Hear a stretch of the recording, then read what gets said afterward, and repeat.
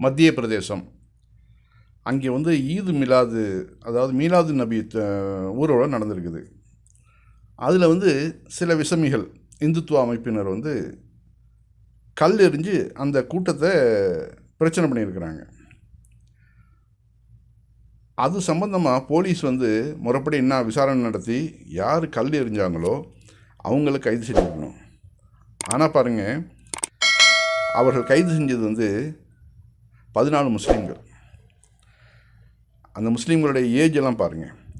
Sameer 21, Wasim 20, Monu Khan 18, Khalid Mansoori 22, Altaf Hussain 30, Aman குரைசி 20, Danish Khan 20, Altaf Khan 20, Faizan 19, Javed Pathaan 19, Washim 42, Sonu Khan 24, Arif Khan 19 வயசு, and swipe. இது எவ்வளோ பெரிய அநியாயமான ஒரு நடவடிக்கை பார்த்தீங்களா? பாதிக்கப்பட்டது முஸ்லீம்கள். அந்த முஸ்லீம் தரப்புலேயே கைது பண்ணி அவர்கள் 19 பேரை உள்ளே அடைக்கிறதுங்கிறது, அதாவது உலகத்தில் நடக்கக்கூடிய பாசிச ஆட்சிகளில் மிக முக்கியமான இடத்த நம்ம நாடு வந்து பெறுது. இப்போ இது வந்து நம்ம நாட்டை வந்து அழிவு பாதையை நோக்கி கொண்டு செல்லும். அதாவது ஒரு தடவை 2 தடவை அவன் பொறுத்து போவான். எந்த மனிதனுமே ஒரு மண் புழு கூட அப்படியே எதிர்க்க ஆரம்பிக்கும் ஒரு தடவை 2 தடவைக்கு பிறகு. அப்போ வந்து மனிதன் வந்து ஒரு ஜடம் கிடையாது. அவனை இது மாதிரி அத்தனை பேருமே ஸ்கூலில் படிக்கக்கூடிய, காலேஜில் படிக்கக்கூடிய பசங்க. அவர்களை கொண்டு போய் இது மாதிரி ஜெயிலில் போட்டாக்க அவர்களுடைய எதிர்காலம் என்ன ஆகிறது? அதை தான் வந்து அந்த பாசிச ஆட்சி, மத்திய பிரதேசத்தில் நடக்கக்கூடிய அந்த பாசிச ஆட்சி அதை தான் விரும்புது. அவர்கள் படிக்கக்கூடாது, படிப்பை விடணும், நம்மள்கிட்ட வந்து கை கட்டி சாமி சாமின்னு நம்மகிட்ட கையேந்தி நிற்கணும், தன்மானத்தோடு வாழக்கூடாது. அதுதான் அவர்களுடைய முடிவு. அதனால தான் வந்து பெரும் பெரும் பில்டிங்குகளை இடிக்கிறதும், அதாவது பள்ளிவாசல்கள், பெரும் பெரும் நல்ல பொருட்செலவில் பல லட்சங்கள் பொருட்செலவில் கட்டப்பட்ட பள்ளிவாசல்களை இடிக்கிறதும், அவர்களுடைய வீடுகளை இடிக்கிறதும், அவர்களை படிக்க விடாமல் ஆக்கிறதும். இப்போ அத்தனை பேரையும் என்ன பண்ணுவாங்க, கேஸு கோர்ட்டுன்னு இழுக்க அடிப்பானுங்க. அப்போ என்னாகும்? அவனுடைய படிப்பு என்னாகும்?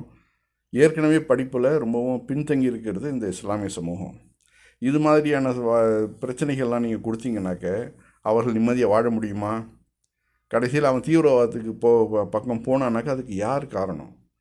இது வந்து அந்த, அதாவது இந்த நாடு நமக்கு இல்லை அப்படிங்கிற ஒரு எண்ணத்தை அவனுக்கு உண்டாக்குனீங்கனாக்க, அவன் ஒவ்வொருத்தனும் ஒரு தீவிரவாதிகளாக மாறினானாக்க இந்த நாடு தாங்குமா? அது இந்த நாடு வந்து பல மக்களும் பல கலாச்சார மக்களும் ஒன்றிணைந்து வாழக்கூடிய ஒரு சமுதாயமாக இருக்கக்கூடிய ஒரு நாடு.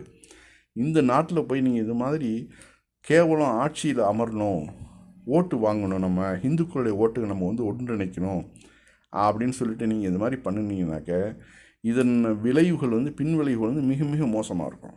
அதுதான் நம்ம சொல்கிறது. இந்த நாடு வந்து பன்முகத்தன்மை கொண்ட நாடு, எல்லா மக்களையும் அரவணைச்சு செல்லக்கூடிய ஒரு நாடு. அந்த நாட்டில் இப்படிப்பட்ட பாசிச ஆட்சி தொடர்வது இந்துக்களுக்கும் இந்து மதத்துக்கு தான் பெருங்கேடு. அதனால நான் ஞாபகத்தில் வச்சுங்க. இது முஸ்லீம்களை மட்டும் விடாது.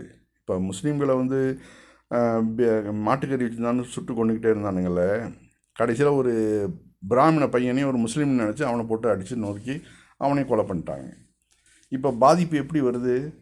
அவன் முஸ்லீம்கள் முடிஞ்சு போச்சுன்னா அடுத்தாப்புல ஹிந்துக்கள்கிட்ட தான் வருவான். அவர்கள் வந்து இந்த ஜாதி அடுக்குமுறை தொடரணும். அதற்கு இடைஞ்சலாக இருக்கிறது இந்த இஸ்லாமிய சமூகம். அதனால் இந்த இஸ்லாமிய சமூகத்தை முதல்ல தூக்கணும், இந்த நாட்டில் விட்டு சுத்தமாக வழிச்செறியணும். அது நடக்கிற காரியமாக நடக்காது. இன்னும் 100 வருஷங்கள், 100 மோடிகள், 100 அமித்ஷாக்கள் வந்தாலும் அது நடக்க போகிறதில்ல. ஆக என்னாகும்? பிரச்சனைகள், கோர்ட்டு கேஸு, அடிதடி, தகராறு, இப்படியே ஓடிட்டுருக்கும் வாழ்க்கை.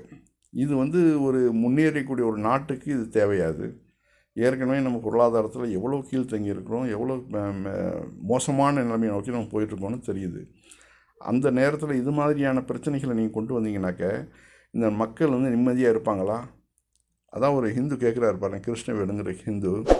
நிச்சயமாக இந்து மதம் காவிகளாலேயே அழியப் போகிறது. தீவிரவாதம், அராஜகம் எப்படிடா இந்து மதத்தை காப்பாற்றும்?